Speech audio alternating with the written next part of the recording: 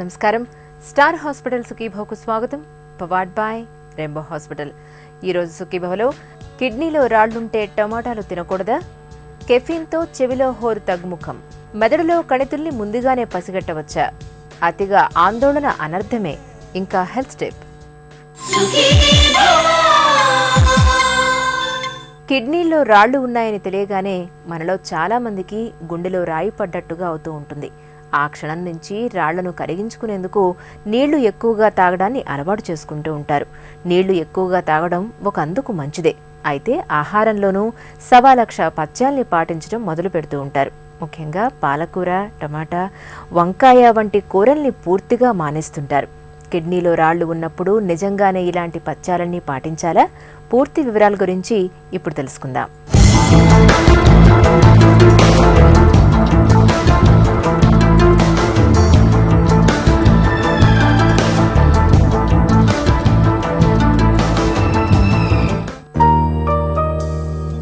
కిడ్నీల్లో రాళ్లు వచ్చాయి అనగానే ముందు టమోటా తినటం మానేయి, పాలకూర తినటం మానేయి, అది మానేయి, ఇది మానేయి అని రకరకాల సలహాలు ఇచ్చేస్తూ ఉంటారు. నిజానికి పాలకూరకు, టమోటాలకు కిడ్నీలో రాళ్లకు ఏమైనా సంబంధం ఉందా అన్నది $1 మిలియన్ ప్రశ్న.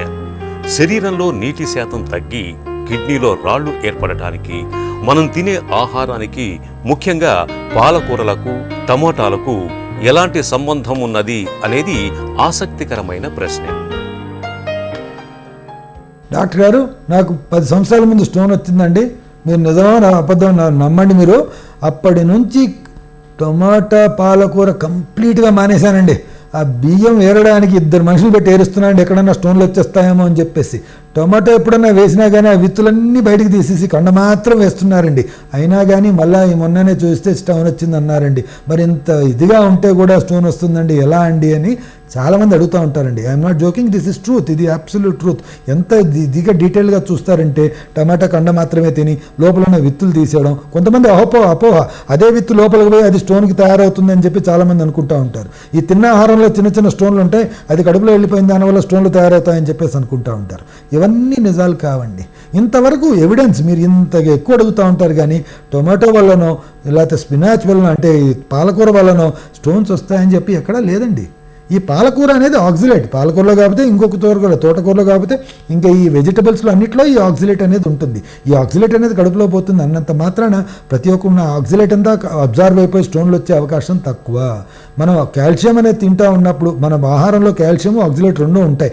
అవి అబ్జర్వ్ అయిపోయి ఎక్స్క్రీట్ అయిపోతూ ఉంటాయి. కానీ కొద్దో గొప్ప ఆక్సిలేట్ అబ్జర్వ్ అవుతూ ఉంటుంది. కాబట్టి మనం తెలుసుకోవాల్సిన విషయం ఏంటంటే టొమాటో స్పినాచ్ అంటే టొమాటో పాలకూర తిన్నంత మాత్రాన స్టోన్స్ వస్తాయనుకోవడం తప్పు. టొమాటోలో ఉన్న విత్తుల వల్ల స్టోన్స్ వస్తాయనేది అంతకన్నా తప్పు. ఇదేదో అన్నంలో తిన్నది ఆహారంలో చిన్న చిన్న రాళ్ళు ఉంటాయి, అవి వెళ్ళిపోయి స్టోన్స్ తయారవుతాయి అనుకోవడం అంతకన్నా తప్పు. ఇంకా కొంతమంది అడుగుతూ ఉంటారు, టొమాటో పాలకూర కలుపుకొని తినకూడదు అంట కదండి, సపరేట్గా తినాలంట అని చెప్పేసి. మీరు సపరేట్గా తిన్నా కలుపుకొని తిన్నా కడుపులో పోయిన తర్వాత అన్నీ కలుస్తూనే ఉంటాయి. కాబట్టి దీనికి ఎలాంటి రిలవెన్స్ లేదండి. టొమాటో, పాలకూర ఎలాంటి స్టోన్లకు దారి తీయవు. హ్యాపీగా తినచ్చు, హెల్దీ ఫుడ్ మాత్రమే అది. ఒక జంటకు పిల్లలు కలుగకపోతే భార్యాభర్తల్లో ఎవరికో ఒకరికి లోపం ఉండొచ్చు, లేదా ఇద్దరిలోనూ ఉండొచ్చు. అవి వీర్య కణాలకు సంబంధించిన లోపాలైనా కావచ్చు, లేదా అండాలకు సంబంధించిన లోపాలైనా కావచ్చు. అయితే చాలా మంది అడిగే సలహా ఏంటంటే ఎలాంటి ఆహారం తింటే పిల్లలు కలుగుతారని. డాక్టర్ గారు, నా వయసు 30 సంవత్సరాలండి. నా భార్య వయసు 25 సంవత్సరాలు. మాకు పెళ్ళై ఇప్పటికి 4 ఏళ్ళు అయింది. మాకు ఇంకా పిల్లలు పుట్టడం లేదు. 2 ఏళ్ల నుంచి బాగా ట్రై చేస్తున్నాం పుడతారని చెప్పేసి. మొదటి 2 ఏళ్ళు కాదనుకున్నాము, ఈ 2 ఏళ్ళుగా ట్రై చేస్తున్నాం, కానీ కలగట్లేదండి. ఈ మధ్య కాలంలో నేను సెమెన్ అనాలిసిస్ అంటే నా వీర్య పరీక్ష చేయించాను. దాంట్లో కొంచెం కౌంట్ తక్కువగా ఉండి, లేకపోతే మొటిలిటీ అనేది అంటే కదలిక అనేది కొంచెం తక్కువగా ఉందన్నారు. మరి దానికి మంచి డైట్ వాడుతున్నామండి. ఈ మధ్యకాలంలో బాగా ప్రోటీన్ తీసుకుంటున్నాను, నాన్ వెజిటేరియన్ తింటున్నాను, బాగా హెల్దీ ఫుడ్ తింటున్నాను, అయినా కానీ పెరగట్లేదండి. అప్పటి నుంచి అది కూడా మానేశానండి. ఇంతకుముందు టైట్ జీన్స్ వేసుకొని పనికి వెళ్ళేవాడిని, ఇప్పుడు ఆ టైట్ జీన్స్ కూడా వేసుకోవట్లేదు. మొబైల్ ఫోన్స్ అనేది అసలు ప్యాంట్లో పెట్టుకోవటం లేదండి. ఆ మొబైల్ ఫోన్స్ వల్ల టెస్టిస్ మీద ప్రభావం ఉంటుందని చాలామంది చెప్పారు, అది కూడా ప్యాంట్లో పెట్టుకోవట్లేదు, షర్ట్ పాకెట్లోనే పెట్టుకుంటున్నానండి. ఈ విధంగా ఇంత లైఫ్ స్టైల్ మార్చినా కానీ నా సెమెన్ పారామీటర్స్ అంటే ఈ వీరకణాల కదలిక కానీ కౌంట్ కానీ పెరిగినట్లు నాకేం కనపట్లేదండి, మీరేమైనా అడ్వైస్ చేయాలి, ఎలా ఉండమంటారు చెప్పండి, నేను అలా ఉంటానని చాలామంది వాపోతూ ఉంటారండి. అంటే నిజంగా మనం వేసుకునే దుస్తులకి, మనం తినే ఆహారానికి, లేకపోతే మనం ఉన్న ఈ లైఫ్ స్టైల్ మొబైల్ ఫోన్స్కి, ఈ వీరకణాల ప్రొడక్షన్కి ఎలాంటి సంబంధం ఉందా అని అంటే నిజంగా చెప్పితే ఉండొచ్చేమో కానీ ఇప్పటివరకు అయితే ఏమీ రూఢిగా తెలియదండి. There is no evidence. Mobile phones వల్ల వచ్చిన రేడియేషన్తో ఈ టెస్టిస్ పని చేయకుండా పోతుంది అనేది ఒక వినికిడి మాత్రమే, ఒక అలిగేషన్ మాత్రమే, కానీ ఇప్పటి వరకు మనకు ఎవిడెన్స్ లేదు. చాలామంది అంటారు చెవిలా పెట్టుకొని వినకండి, ఇక్కడ అకాస్టిక్ న్యూరామా లేకపోతే బ్రెయిన్లో ట్యూమర్స్ కూడా వస్తాయని. ఈ విధంగా అన్నారు. ఎవరో ఒకరికి వచ్చింటే అది మొబైల్ ఫోన్ వల్లనే వచ్చిందని అనుకోవడం జరుగుతుంది, కానీ నిజంగా అది అవుతుందా లేదా అని మనకు తెలియదు. కొన్ని రోజులైన తర్వాత అది నిజమే అని తెలియవచ్చు, అది వేరే విషయం, కానీ అట్ ప్రెసెంట్ మనకు ఆ ఎవిడెన్స్ లేదు.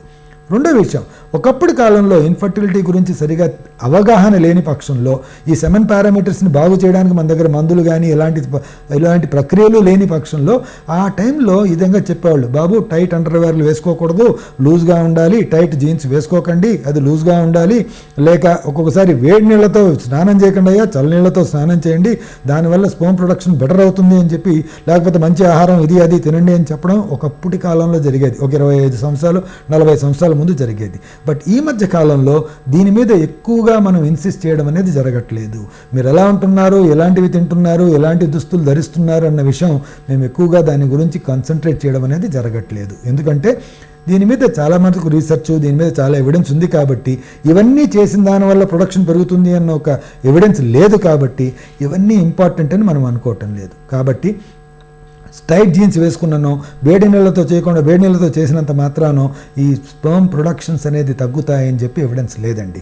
సో మీరు ఎలా ఉండాలో అలా ఉండొచ్చు. బట్ ఒకటి, healthy food habits, absence of అలవాట్లు అంటే బ్యాడ్ హ్యాబిట్స్ అనేది లేకుండా, స్మోకింగ్ కానీ డ్రింకింగ్ కానీ డ్రగ్స్ కానీ అలాంటి అలవాట్లు లేనికుండా, సెడెంటరీ లైఫ్ కాకుండా గుడ్ ఎక్సర్సైజ్ వల్లనో ప్లస్ హెల్తీ ఫుడ్, ముందు చెప్పినట్టు హెల్తీ ఫుడ్ వల్ల డెఫినెట్గా స్పర్మ్ ప్రొడక్షన్ అనేది బెటర్ అయ్యే అవకాశం ఉంటుంది, వాళ్ళలో బెటర్గా డెఫినెట్గా ఉంటుంది. అన్నిటికన్నా ముఖ్యము మెంటల్ హ్యాపీనెస్ అండి. ఈ కాలంలో ఉన్న వాళ్ళలో స్ట్రెస్ అనేది చాలా ఎక్కువ ఉంటుంది. ఇవన్నీ వేసుకునేది ఎవరు ఈ విధంగా టార్గెట్ ఉండి, లేకపోతే ఇది సాధించాలో అది సాధించాలి, లేకపోతే నా కంపెనీ ఇంత పోవాలి, $1 బిలియన్ అన్ని $1 మిలియన్ అని ఆలోచించే వాళ్ళలో ఈ స్ట్రెస్ అనేది ఎక్కువగా ఉంటుంది.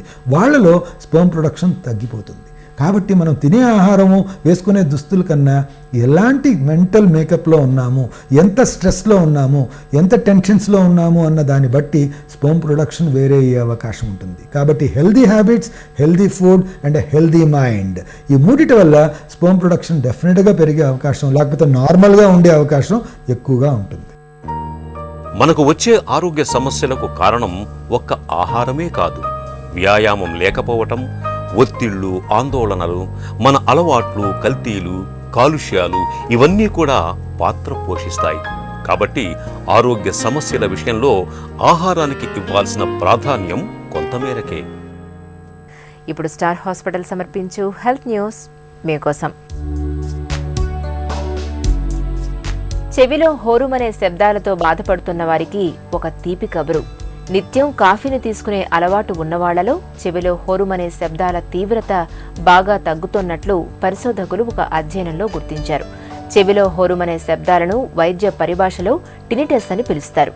ఈ టినిటస్ కు కాఫీలోని కెఫీన్ రసాయనానికి విలోమ సంబంధం ఉన్నట్లు సుమారు 60,000 మందిపై జరిపిన అధ్యయనంలో తేలింది.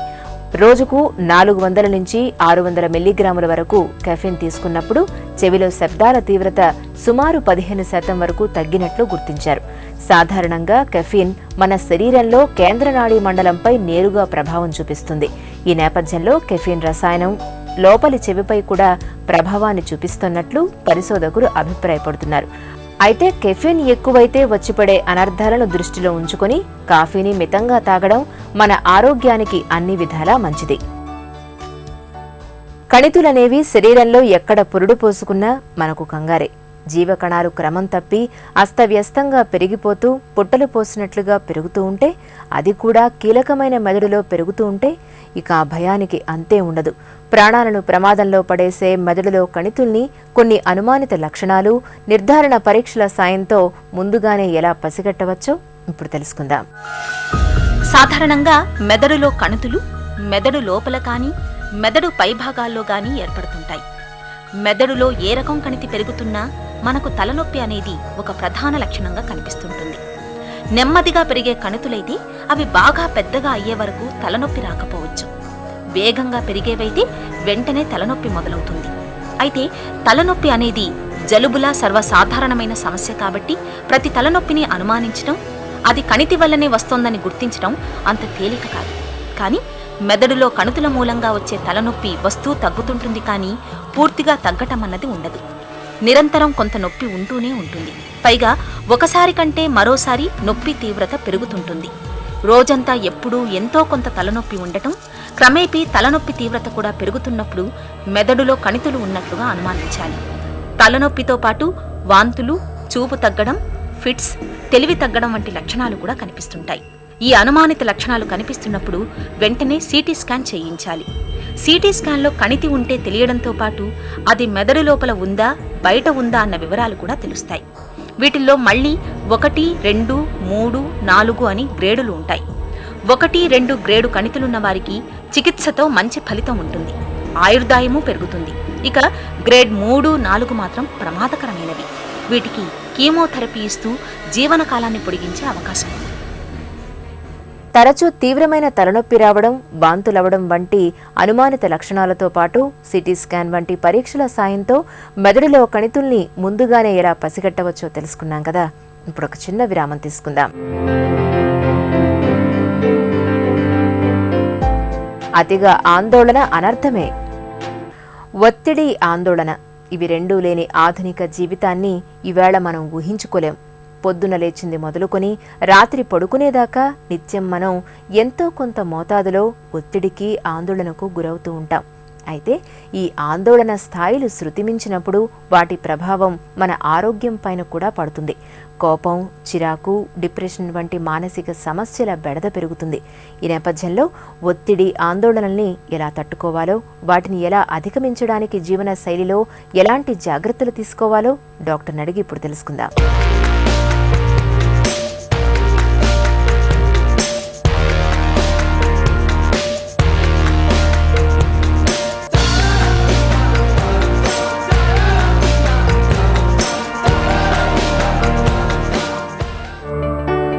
సోషల్ యాంగ్జైటీ అని ఎప్పుడు చెబుతాం?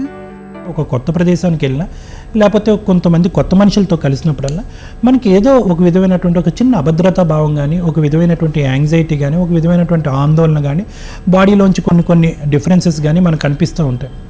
అయితే సోషల్ యాంగ్జైటీ అన్నది ఎప్పుడైతే సోషల్ యాంగ్జైటీ డిసార్డర్ కింద మారుతుందో, అంటే సాడ్ అంటాం, అప్పుడు దాన్ని ఒక మానసిక సమస్య కింద పరిగణించి దానికి సంబంధించినటువంటి ట్రీట్మెంట్ అన్నది తీసుకోవాల్సినటువంటి అవసరం ఉంటుంది. అయితే ఒక్కసారి మనం మనిషి యొక్క డెవలప్మెంటల్ స్టేజెస్ చూసుకుంటే కనుక, ఒక చైల్డ్ చిన్న ఇన్ఫెన్సీలో ఉన్న చిన్న బాబుగా ఉన్నప్పుడు, చిన్న పాపగా ఉన్నప్పుడు తల్లి దగ్గర నుంచి దూరం పట్టడానికి ఇబ్బంది పడతాం, వాళ్ళు ఏడుస్తూ ఉంటారు. కొత్త మనిషిని చూసినప్పుడు స్ట్రేంజర్ యాంగ్జైటీ వస్తూ ఉంటుంది. సో ఇది డెవలప్మెంట్ ఫేజ్లో ఒక భాగం. అయితే కొంతమందిలో ఈ చైల్డ్హుడ్ సోషల్ యాంగ్జైటీ అనేది ఏదైతే ఉంటుందో, కొంతమంది పిల్లల్లో ఇది పోకుండా 5 to 6 years, 7 to 9 years అలా కంటిన్యూ అయిపోతూ ఉంటుందంట. ఇటువంటి పిల్లల్ని యూజువల్గా షై అండ్ టిమిడ్ చిల్డ్రన్ అని అంటూ ఉంటాం చిన్నతనం నుంచి. ఇటువంటి పిల్లలు యూజువల్గా సోషల్ యాంగ్జైటీ డిసార్డర్ని బారిన పడేటటువంటి అవకాశం ఎక్కువ శాతం ఉంటుంది. ఇన్ఫెన్సీలో ఫస్ట్ 1.5, 2 years or 3 yearsలో డిసపియర్ అయిపోయినటువంటి ఈ సోషల్ యాంగ్జైటీ మళ్ళీ టీనేజ్ యుక్త వయసులో వస్తుంది. అక్కడ ఎందుకు వస్తుందంటే కనుక యూజువల్గా పియర్ ప్రెషర్. టీనేజర్స్లో యూజువల్గా ఏంటంటే వాళ్ళు నాకంటే గొప్ప వాళ్ళు, వీళ్ళు నన్ను తక్కువగా అంచనా చేస్తున్నారు, నన్ను తక్కువ చూపు చూస్తున్నారు, నన్ను హేళన చేస్తున్నారు, నన్ను ఎక్కిరిస్తున్నారు అన్న ధోరణి మిగతా వయసులో పోల్చుకుంటే టీనేజర్స్లో చాలా ఎక్కువ ఉంటుంది. ఒకప్పుడు టీనేజర్స్లో అది పోకుండా కంటిన్యూ అవుతే కనుక adult social anxiety disorder, adult sad అని అంటూ ఉంటాం. అది ఒక మానసిక సమస్య కింద మారుతూ ఉంటుంది. ఆందోళనతో పాటు ఇంకా ఎలాంటి లక్షణాలు కనిపిస్తుంటాయి? యూజువల్గా 2 రకాల సోషల్ యాంగ్జైటీస్ మనం తీసుకోవచ్చు. ఒకటి జనరలైజ్ సోషల్ యాంగ్జైటీ, రెండోది specific social anxiety. Specific social anxiety అంటే కనుక ప్రత్యేకమైనటువంటి కొన్ని సిచ్యువేషన్స్కి వెళ్ళినప్పుడే వాళ్ళల్లో ఆందోళన భావం కలుగుతూ ఉంటుంది. ఫర్ ఎగ్జాంపుల్ ఏదైనా గ్యాదరింగ్, ఫ్యామిలీ ఫంక్షన్, మ్యారేజ్, లేకపోతే డయాస్ ఎక్కి డ్యాన్స్ చేయటం కానీ, స్పీచ్ ఇవ్వటం కానీ, గ్రూప్ మీటింగ్స్ చెప్పగలగటం కానీ, సో పెర్ఫార్మెన్స్ యాంగ్జైటీ ఉంటాం, ఎగ్జామ్స్ రాయటం కానీ, ఇలాంటి పెర్ఫార్మెన్సెస్లో వచ్చేటటువంటి యాంగ్జైటీ స్పెసిఫిక్ సోషల్ యాంగ్జైటీ అంటూ ఉంటాం. ఇంకోటి జనరలైజ్ సోషల్ యాంగ్జైటీ. ఇందులో ఉండేటటువంటి ముఖ్యమైనటువంటి గుణం ఏంటంటే జనరలైజ్ సోషల్, అసలు వాళ్ళు గ్యాదరింగ్స్లోనే వెళ్ళటానికి ఇష్టపడరు, నలుగురు మనుషులలో మధ్యన ఉండటానికి ఇష్టపడటానికి ఇష్టం చూపెట్టరు. ఎందుకంటే వాళ్ళు నన్ను పర్యవేక్షిస్తున్నారేమో, నన్ను విశ్లేషణిస్తున్నారేమో, నా డ్రెస్సింగ్ స్టైల్ చూసి నవ్వుతున్నారేమో, నా మేకప్ చూసి నవ్వుతున్నారేమో, నేను మాట్లాడేటటువంటి తీరును అబ్జర్వ్ చేస్తున్నారేమో, అలాగే పంక్తిలో భోజనం చేస్తున్నప్పుడు, గ్రూప్లో భోజనం చేస్తున్నప్పుడు నేను తినేటటువంటి పద్ధతిని గమనిస్తున్నారేమో అని అంటూ ఉంటారు. అయితే సోషల్ యాంగ్జైటీకి యూజువల్గా 2 రకాల సిమ్టమ్స్ ఉంటాయి. ముఖ్యంగా ఏంటంటే ఫిజికల్ సిమ్టమ్స్, అంటే కడుపులో ఏదో గాబరాగా ఉండటం అనిపించటము, నోరు డ్రై అయిపోవటము, చేతులు చెమట పట్టటము, చేతులు వనకటము, తల బరువైనట్టు అనిపించటము, మాట్లాడటానికి మాటలు లేకపోవటము, నోరు ఆరిగిపోవటము, గుండె స్పీడ్గా పరిగెత్తటము, అలాగే బ్రెత్లెస్నెస్ లాగా ఫీల్ అవటము, ఇవన్నీ కూడా ఫిజికల్ సిమ్టమ్స్. అలాగే కాగ్నిటివ్ సిమ్టమ్స్ అంటాం, అంటే బ్రెయిన్కి సంబంధించినటువంటి సిమ్టమ్స్. ఇందులో ఏంటంటే సడన్గా ఆలోచనలు స్టక్అప్ అయిపోవటం, గుర్తున్న వాళ్ళ పేర్లు మర్చిపోవటం, డేట్లు మర్చిపోవటం, మనం వెళ్ళేటటువంటి దారి మర్చిపోవటం, లేకపోతే మాట్లాడటానికి మాటలు లేకపోవటం. కొంతమంది సోషల్ సిచ్యువేషన్స్లోకి వెళ్ళి సోషల్ యాంగ్జైటీ వల్ల ఏం మాట్లాడుతున్నారో అని తెలియకుండా అసందర్భంగా మాట్లాడటం, అడిగినటువంటి ప్రశ్నకి వేరే సమాధానం చెప్పటం. సో ఇవన్నీ కూడా mental are psychological symptoms. So యూజువల్గా ఈ 2 కేటగిరీస్లో మనకి సిమ్టమ్స్ అనేవి ఉంటాయి. సోషల్ యాంగ్జైటీ నుంచి ఎలా బయటపడాలి? సోషల్ యాంగ్జైటీ నుంచి ఫస్ట్ మీరు గుర్తుపెట్టుకోవాల్సింది ఏంటంటే ప్రిపేర్డ్నెస్ అన్నది మంచిది కాదు. యూజువల్గా ఏంటంటే ఒక సిచ్యువేషన్లోకి మనం వెళ్తుంటే కనుక ఆ సిచ్యువేషన్ గురించి ఆలోచించడం కానీ, అక్కడ ఇలా జరుగుతుంది అలా జరుగుతుందని నెగిటివ్గా విశ్లేషించడం కానీ, లేకపోతే నేను ఇలా మాట్లాడాలి అలా ఉండాలి అన్న ప్రిపేర్డ్నెస్ ఎప్పుడైతే ప్రిపరేషన్ జరుగుతుందో అప్పుడు ఆటోమేటిక్గా మన బిహేవియర్లో ఆర్టిఫిషియాలిటీ అన్నది బయటకు వచ్చి ఆ న్యాచురల్ రిఫ్లెక్స్ అన్నది తగ్గిపోతుంది. అటువంటి పరిస్థితుల్లో సోషల్ యాంగ్జైటీ అన్నది చాలా విపరీతంగా పెరిగిపోతుంది. ఇంకొకటి ఏంటంటే ఇటువంటి వ్యక్తులు యూజువల్గా చాలా టెన్స్డ్గా, చాలా స్టిఫ్గా, చాలా భయంగా ఉంటారన్నమాట. సో ఇటువంటి వ్యక్తుల్లో యూజువల్గా మనం ఏం చేయాలి అంటే కనుక సోషల్గా వాళ్ళని ఎలా రిలాక్స్ చేయాలి అన్నది కండిషనింగ్ ట్రైనింగ్ అని అంటూ ఉంటారు. సైకియాట్రిస్టు కండిషనింగ్ ట్రైనింగ్ అంటారు, దాన్నే కాగ్నిటివ్ బిహేవియరల్ థెరపీ, కౌన్సిలింగ్ అంటూ ఉంటారు. దాని ద్వారా కూడా సోషల్ యాంగ్జైటీ చాలా వరకు తగ్గుతుంది.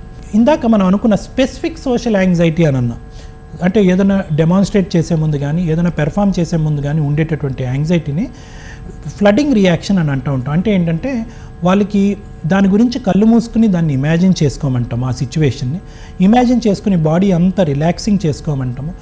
అలాగే రిలాక్సేషన్ చేసుకునేటప్పుడు వాళ్ళకి వచ్చేటటువంటి ఆలోచనలు థెరపిస్ట్తో మాట్లాడటానికి ప్రయత్నం చేయమంటాం. ఇలాంటివన్నీ కూడా ఇమాజినేషన్ ఆర్ ఫ్లడింగ్ రియాక్షన్ అని అంటాం, రిలాక్సేషన్ థెరపీస్ అనమాట ఇవి. దీనికి మంచి మెడిసిన్స్ కూడా ఉన్నాయి, మెడిసిన్స్ లేవని కాదు, మంచి మెడిసిన్స్ కూడా ఉన్నాయి.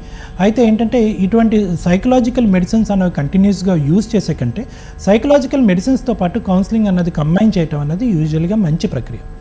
దాంతోపాటు లైఫ్ స్టైల్ మోడిఫికేషన్స్ అన్నవి ఎలాగనూ ఉన్నాయి. అంటే ఏంటంటే యోగా, ఎప్పుడూ కూడా బ్రీతింగ్ మీద కంట్రోల్, అలాగే బాడీ రిలాక్సేషన్ అనేవి 2 ఇంపార్టెంట్ థింగ్స్.